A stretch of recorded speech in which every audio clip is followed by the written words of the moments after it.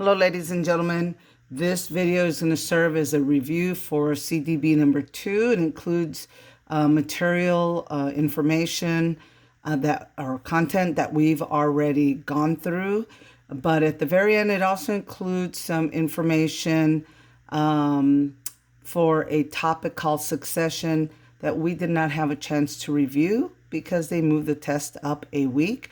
But I want for you to be able to say, oh, I have heard that word and I know where to look for this information in Mrs. Ogura's notes. So let's go through it.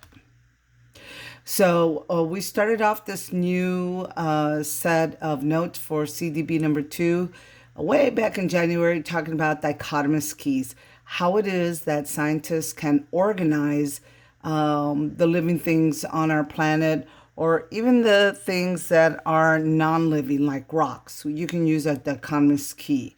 And we went through several examples. And for instance, we talked about leaf structures, whether it was a simple leaf, like just one stem, or was it a compound leaf, one stem, but with lots of little leaves. We talked about some leaves being needle leaves, like Christmas trees. We talked about, the type of edges or notches. We also talked about insects and the parts of insect bodies, like the head, the thorax, and the abdomen. From there, we moved on to adaptations. And to remind you, an adaptation is just how it is that a species of plants or animals, how they're better able to live in their environment by changing to fit in their environment. And we talked about some internal adaptations. Adaptations are inside the bodies of plant and animals, like having hollow bones, or adaptations that happen on the outside of the body, like camouflage or the shape of a bird's beak. And we also talked about behavioral adaptations, how it is that animals behave in order to be able to live successfully in their environment.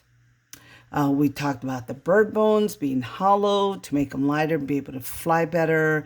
We talked about how fish have gills where they don't have to take in oxygen into their lungs. The oxygen just passes over the gills and they absorb it while they are swimming, much more efficient. We talk about plant parts like xylem, that is like a straw that sucks water up from the roots to the rest of the plant. There's also phloem, and that moves food around the plant. Okay, so xylem, a straw that moves water, and phloem is another way that another, let's say, set of straws that moves food around the plant body. We talked about things like hibernation. Again, this is an adaptation that some animals use to be able to stay where they live, but survive during the winter, not having to eat all the time. Migration, they move around in search of food. This is animals from place to place looking for food. We talked about bulbs. We said bulbs, and you know what? I'll tell you, I experienced this with the freeze that we had. I just kept watering places where I knew I had planted things like bulbs, like elephant ear bulbs, and sure enough, they've come back. So sure indeed, they survived, even though it wasn't a drought, but it was a very cold winter. They survived underground and they came back. So a bulb is an adaptation, one adaptation that plants may have, and proven right in Mrs. Ogura's garden. And so we looked at, what we kind of discovered by observing birds, the Galapagos finches, that the survival of the fittest fit into natural selection. Nature says, hey, I choose you because you're the fittest. I choose you because you have the right colors, or you fly the right way, or you run the fastest, whatever it is, to be able to survive. Yep, that's not where I want to go. Let me, I don't know why I jumped all the way over there. There we go. So it was Darwin who brought this theory of natural selection. And again, he made that observation by looking at the beaks of the finches on the Galapagos Islands. And he said, it all started from one bird with one type of beak, but they changed, and they changed depending on the food that was available on the island. That's what determines how an animal's going to change to look. Is it a benefit to that animal to look that way in the environment it lives in? And for the finches, it was the beak that determined whether they were going to be able to survive on an island, because it depended. Could they eat the food that was there? And again, this kind of talks about the same thing, that the survival of any of those animals depended on the beak that they had, and could they eat the food that was available. Okay. We also talked about mutations, how sometimes they can be good. They can mutate, they can change into something that's a better tool than they had before, or better feet than they had before.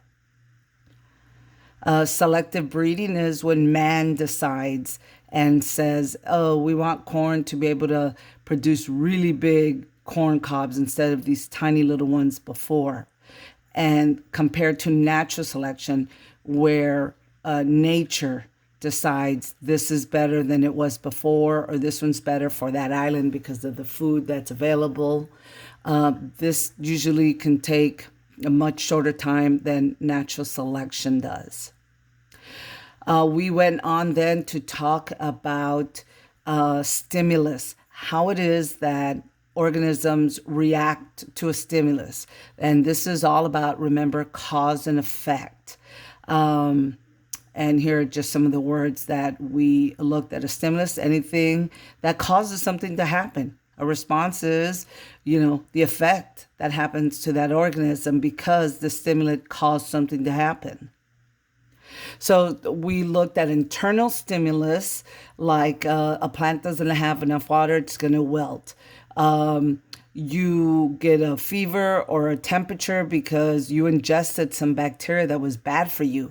So your body's going to jack up your temperature to try to kill that bacteria. It may make you vomit to get rid of that bacteria, or you get diarrhea to get rid of that bacteria. Or the stimulus, the cause, can be something outside of your body, like you hear a strange noise in the middle of the night and your body, goes on alert. And you're either, depending on what it is, you're going to choose to either fight the intruder, you're going to run from the intruder, or you're just going to freeze. You're not going to know what to do. But this happens inside your body. This happens from the outside of your body. But either way, your body reacts to it. And the same thing happens to plant. Not enough water, it droops. Enough water, it's able to stand up and photosynthesize. So we talked about tropisms. Tropisms is just something that causes plants to do things. Phototropism, plants grow towards the light. In geotropism, plants grow towards gravity. The roots will grow down. Even if it fell sideways, the roots are going to go downward. We moved on to talk about food chains and food webs. Producers are the only organisms that make their own food, that make glucose. And consumers is everything else that eats the plants or eats each other, as far as animals are concerned. We kind of went off from what you knew already, which were food webs, food chains, and expanded to food webs, and then expanded to all of this, which is the food pyramid. Okay, and this just compares. Here's a food web, a food chain, and it's the same as looking at it like this. But this gave us more information. It told us, at the bottom are the autotrophs. They're the ones that support everything else. At the top are the top consumers. But all along the way, when they eat the level below them, to survive, this level uses 90% of the energy, and this animal only gets 10% of that energy that this animal had. Okay, the most energy, the least amount of energy in our pyramid. And here it is again. So down at the plant level, it has the highest amount of energy because it just got this ton of energy from the sun. This is where you have the most energy. Up here at the top is the least amount of energy. By the time the energy moves up towards a shark, it's lost a lot of its energy. And where does it lose energy to? It loses it mostly to heat energy. So the energy transformation, you start with radiant energy, and it's converted into chemical energy called glucose. Then the animals eat the glucose. They eat the chemical energy, and we convert it into heat energy. That's where that 90% we use up, that's where it goes. Because your body's in motion. You know, your blood is rushing around, your cells are moving. We lose it to heat energy. So from radiant to chemical to thermal energy, heat energy. And I should probably add the word thermal to that. And, so I see what's happening every time I press down there. So, let me go way back up here. Sorry, it hopped around. So that's the energy transformation. And then we started talking about biodiversity. And we said, the area of our planet that has the most biodiversity, meaning the most types of plants and animal, is right here near the equator because it just got all this energy. Okay, this gets the most energy from the sun. You have more plants and animal than anywhere, highest biodiversity. And then as you leave the equator and go up the poles, it's less and less biodiversity. You have the most different kind of plants and animals here, the least amount of different kind of plants and animals up here. Okay, so biodiversity just means different type of life. And we talked about these are the things that make us lose biodiversity, that kills plants and animals, and we have less different kinds because of pollution. And just the different types of diversity that we have on our planet. Okay, we jumped into biomes. And when we looked at biomes, we looked at stuff like the soil. Here in tundra, it's always frozen. We looked at taiga, the type of temperatures that it had. When we looked at grasslands, we looked at, what happens there, lightning and fires and forest, that we have 4 seasons. In rainforests, going back to what we just said, the highest amount of biodiversity. There's more plants and animals than anywhere on our planet. Again, deserts, talked about the soil. There's no organic material. That means that there would have been a lot of dead plants and animals. They just don't really grow as much there. And then we hopped into weathering, erosion, and deposition. And weathering means to break rock down. Okay, and we talked about there being physical or mechanical weathering. These are things that break the rock down without changing the chemical composition of the rock. Then we talked about chemical weathering. This is a chemical. Acid rain is pollution becomes acid rain. That's where pollution mixes with rain, and it can chemically weather rock. Okay, you see statues where the faces are like melted off. That's chemical weathering. Erosion means to move the sediments. Deposition means they get dropped off somewhere. We talked about physical changes, and that fits into this physical weathering. These are the things that tell you this was only a physical change. These are examples that tell you these are chemical changes. Now you have a question, come and check to see if any of these match. We talked about city girls, how to know if a chemical change had happened. These were some of the clues. And then the last thing that we did not get a chance to cover, but I want to mention, is something called succession. And there's two types. There's primary and there's secondary.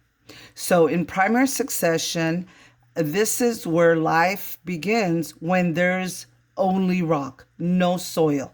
And we need soil for plants to start growing.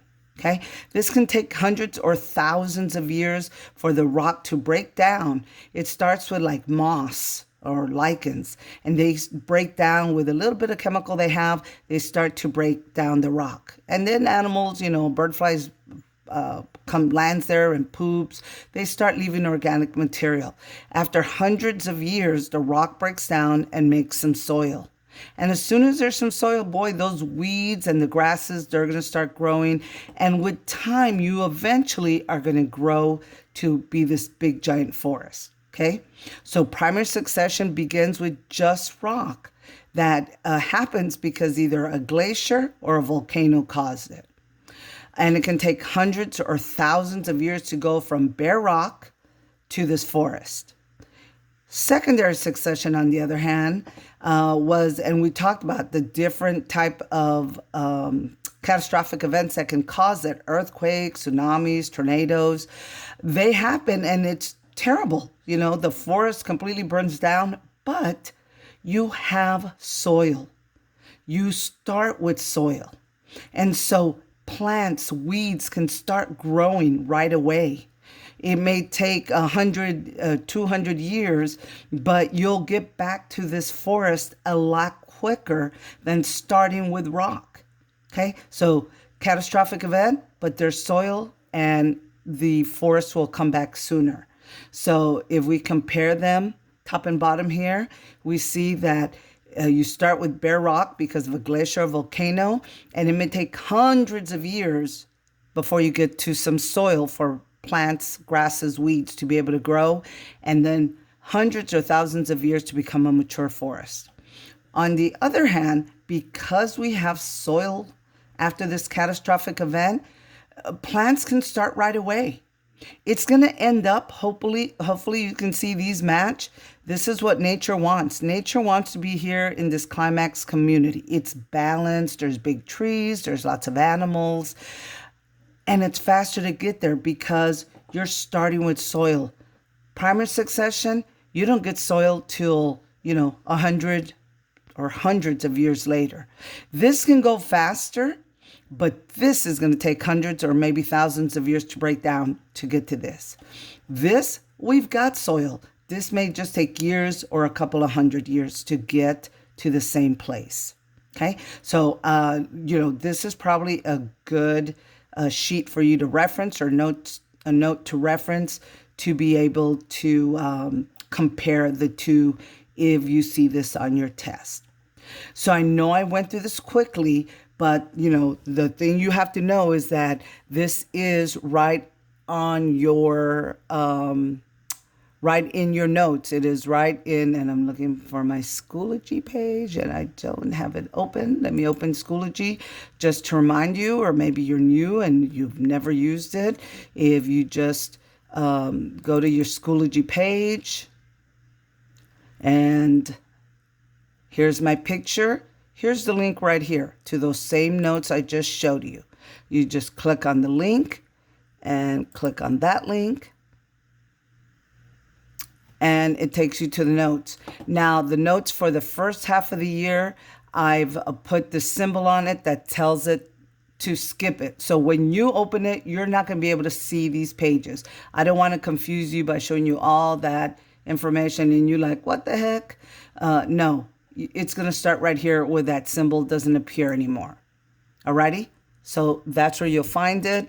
I'll try to put the link in other places so you won't be searching for it, but it's pretty easy. It is right there, right under my photograph that's in your Schoology page, Student Master Copy. Alrighty. I want to wish you good luck. Remember that if you have a question on Thursday and Friday, you can ask me. This is not the STAR test, okay? Ask me to clarify it or read it to you, or, explain it with perhaps not giving you the answer. use your resources. Use these notes, use whatever other notes you have or other sources to help you answer the questions. Alrighty, that's it, guys. Good luck on your test.